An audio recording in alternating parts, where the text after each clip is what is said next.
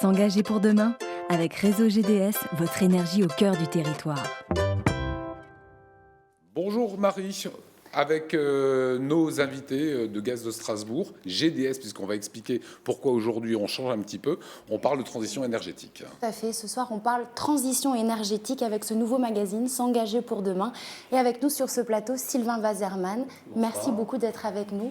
Vous êtes le directeur général de Réseau GDS. Si je vous cite ce proverbe amérindien, nous n'héritons pas de la terre de nos ancêtres, nous l'empruntons à nos enfants. Pour vous, c'est ça, s'engager ? Oui, c'est une très belle façon de dire qu'il faut agir. En fait, il faut agir ici, sur notre territoire, et qu'il faut agir maintenant sans plus attendre. Donc c'est une belle façon de le dire, effectivement.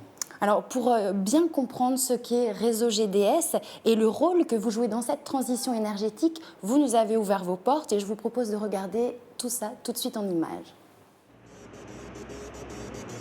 2 siècles relient l'histoire de Strasbourg et de sa région à celle du gaz. Le monde de l'énergie change et de nouveaux enjeux se dessinent. Jusqu'en 2008, l'entreprise Gaz de Strasbourg achète et revend du gaz tout en menant une activité de développement et d'entretien du réseau. L'ouverture du marché à la concurrence amène Gaz de Strasbourg à refondre profondément son modèle d'entreprise. Et en 2012, l'entité devient Réseau Gaz Distribution Service. La vente de gaz est détachée du groupe et RGDS prend en charge une nouvelle mission et pas des moindres, faire avancer la transition énergétique à Strasbourg et dans plus d'une centaine de communes. C'est de ces locaux que sont assurées la sécurité et la gestion d'un réseau de près de 2000 km de conduite pour alimenter en gaz plus de 110 000 clients, le cœur du métier d'RGDS. Il faut absolument que nous puissions nous garantir une utilisation les plus sûres et les plus optimum pour l'ensemble de nos clients. Donc effectivement, c'est un grand challenge. Je dirais que la journée d'un exploitant gazier, elle n'est pas programmable. On a tendance à dire dans les équipes qu'on fait des plannings pour mieux les modifier, mais c'est tout à fait ça. C'est-à-dire qu'on s'adapte. On ne peut pas prévoir une fuite de gaz, on ne peut pas prévoir un endommagement. Donc on est vraiment dans l'adaptabilité par rapport à la demande de nos clients. De quoi entretenir jour après jour une relation de confiance avec ses clients et faire d'RGDS l'acteur principal désigné pour agir en faveur du développement durable dans notre région. C'est le rôle du pôle de l'énergie publique de Strasbourg. Sa mission, continuer de développer le réseau de gaz naturel, améliorer les performances énergétiques des bâtiments, mais c'est aussi d'engager notre approvisionnement vers des ressources renouvelables. Le réseau de chaleur Eco de Wacken en est un parfait exemple. Dans un réseau de chaleur, c'est comparable à un gros chauffage central. Donc ça comprend une chaufferie. La chaufferie va produire l'énergie pour chauffer l'eau. Et cette eau chaude va donc circuler dans un réseau avec un aller et un retour et va alimenter donc les principaux bâtiments et sites du Wacken. Ce réseau de chaleur est l'un des plus modernes de France puisqu'il utilisera plus de 87% d'énergie renouvelable locale. Sa chaufferie sera alimentée par du bois mais aussi par de la rafle de maïs, un déchet agricole ainsi valorisé.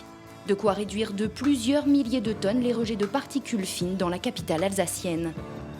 Enfin, RGDS s'inscrit en pionnier du gaz vert et fait de Strasbourg la première ville de France qui transforme ses eaux usées en gaz, ensuite injectées dans le réseau de distribution. C'est des bénéfices pour la station d'épuration d'avoir un bilan carbone très largement amélioré, d'avoir 66% de ces émissions de CO2 qui vont être réduites grâce à l'utilisation de cette installation. Et pour l'Eurométropole et Réseau GDS, d'avoir la première unité d'injection de biométhane nationale et d'avoir à terme l'ambition d'avoir le gaz le plus vert de France. D'ici 2020, ce gaz vert pourrait bien alimenter plus de 15 000 logements ou encore l'équivalent de 5 000 véhicules. Ça, c'est du développement durable. Avec nous, Sylvain Waserman, directeur général Réseau GDS. Alors, qu'on explique bien, hier, on parlait de Gaz de Strasbourg, aujourd'hui de Réseau GDS. Pourquoi cette transformation, cette mutation ? Oui, parce que le monde de l'énergie change. Et on a d'un côté ce qui concerne l'infrastructure, le réseau, déployer des réseaux, les faire fonctionner, les maintenir. C'est les tuyaux, c'est ce qu'on vient de voir. C'est les tuyaux, c'est Réseau GDS, c'est notre entreprise. Et de l'autre côté, les commercialisateurs qui, eux, vont acheter, vendre du gaz et gérer la relation avec les clients. Donc nous sommes Réseau GDS, ceux qui investissent dans les infrastructures. Et puis nous sommes une entreprise locale publique, filiale de la ville de Strasbourg, avec un président, Olivier Bitz, qui est maire adjoint.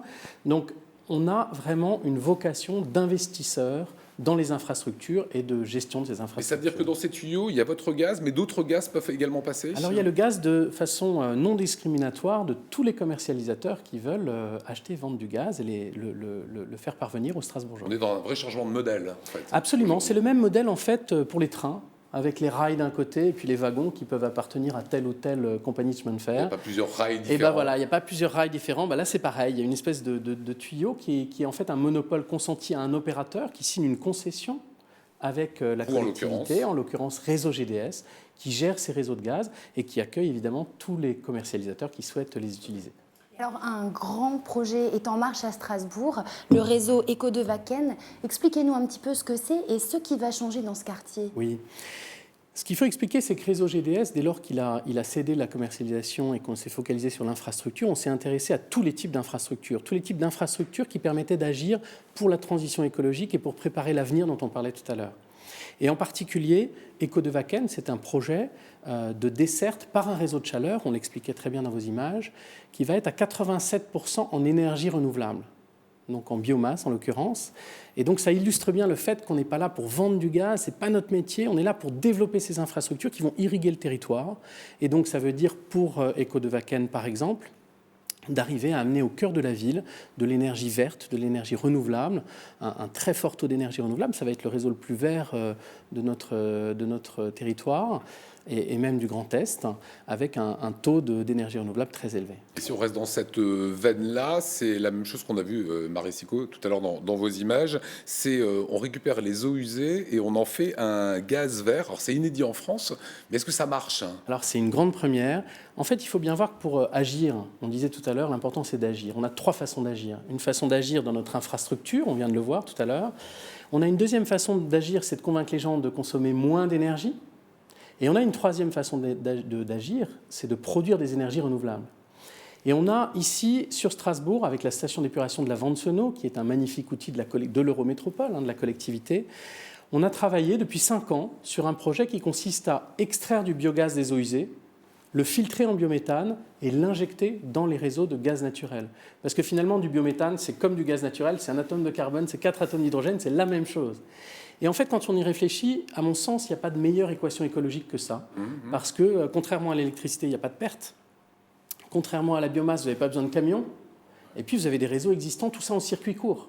On est vraiment dans le recyclage au bout du bout. On est dans le bout du recyclage, avec cette idée de créer des filières courtes qui permettent d'alimenter le territoire. Et notre vision, on le disait très bien tout à l'heure dans les images, notre vision, c'est d'avoir le gaz naturel le plus vert de France, c'est-à-dire le plus fort taux de biométhane. On a 3 projets en cours et le 8 septembre, on inaugure le fameux réseau, le fameux biométhane sur la station d'épuration. Est-ce qu'à terme, on peut imaginer notre Eurométropole entièrement alimentée avec du gaz vert? Entièrement, probablement pas à ce stade, mais c'est pas anecdotique. Il n'y a pas assez d'eau usée pour en faire. Pour vous donner une idée, on peut chauffer à moitié de leurs besoins. Vous savez qu'en énergie renouvelable, on raisonne souvent à 51% parce que ça fait basculer la TVA en TVA réduite. Donc on est souvent à 51%. On peut chauffer 10 000 logements à 51% de leurs besoins avec le projet de la station d'épuration de la Vansenau. Donc c'est pas anecdotique, ça commence à devenir... le chauffage chez soi en disant ça provient des eaux usées. Ça provient de tous les déchets agricoles, des eaux usées, des déchets industriels dans les usines d'incinération, qui vont tous être au maximum réutilisés pour en extraire du biogaz et avoir une énergie à partir de tous nos types de déchets. Pour finir ce magazine, un mot sur votre engagement envers la précarité énergétique. C'est un engagement fort. Qu'est-ce que vous entendez par là? Alors, on a créé une fondation. Et vous savez, ça, c'est aussi la vertu des entreprises publiques locales comme les nôtres. On est ancré dans notre territoire et on considère qu'on a une responsabilité vis-à-vis de la société qui nous entoure. Et le président de Réseau GDS, Olivier Bies, qui est aussi président de la fondation, nous a mandatés pour travailler sur l'ensemble de la logique de la précarité énergétique, qui est un sujet évidemment qui touche beaucoup de citoyens et qui devient un problématique à la fois urbain et à la fois dans les territoires et dans les campagnes. Donc l'idée, c'est de travailler avec le monde associatif qui regorge d'idées, d'initiatives, de vitalité, de travailler main dans la main avec le monde associatif en lui apportant des financements, en lui apportant une expertise et en travaillant sur des thématiques qui permettent d'aider les gens à sortir de la précarité énergétique avec des projets concrets, leur expliquer les gestes, les éco-gestes qui leur permettent d'être acteurs du développement durable mais aussi de consommer moins d'énergie, et en travaillant aussi avec les travailleurs sociaux pour essayer de leur expliquer en termes simples la précarité énergétique, pour qu'eux-mêmes puissent agir sur le terrain, eux qui s'impliquent au quotidien. 30 secondes, précarité énergétique, on entend des gens qui ont des soucis, des moyens financiers, mais on entend également des bâtiments qu'il faut rénover, qu'il faut refaire. C'est tout cela la précarité énergétique ?